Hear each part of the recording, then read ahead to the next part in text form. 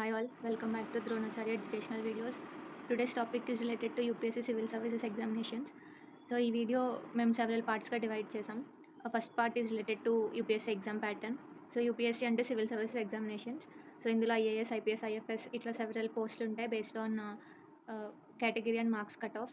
So coming to this video, pattern, syllabus and exam schedule and key dates, all details will be posted in parts like 2 to 3 parts.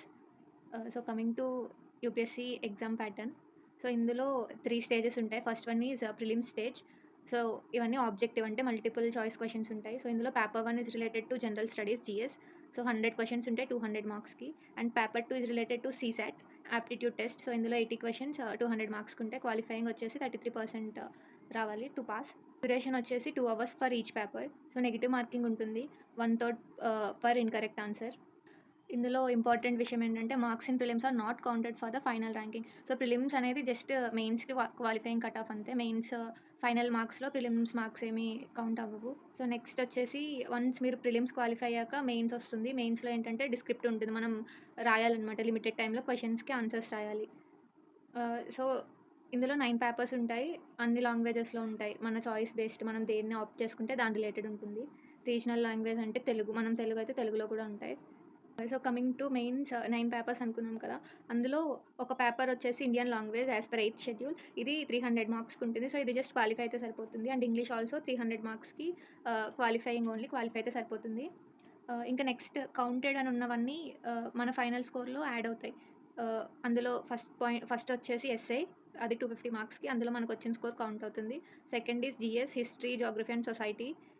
Next is general studies 2, polity, governance and IR. So ఇవి 250కి marks count అవుతాయి. Next general studies 3, it is related to economy, environment and security.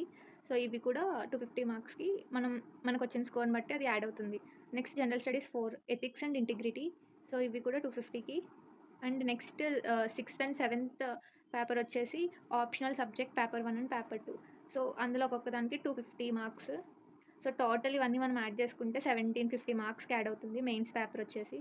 So మెయిన్స్లో ఈ పేపర్స్లో మనకి scoring subject ఏది ఉందంటే scoring paper 6 and 7 optional subject. So ఇందులో మనం ఎక్కువ స్కోర్ చేసుకుంటే సో మన టోటల్ వెయిటేజ్ అనేది పెరుగుతుంది.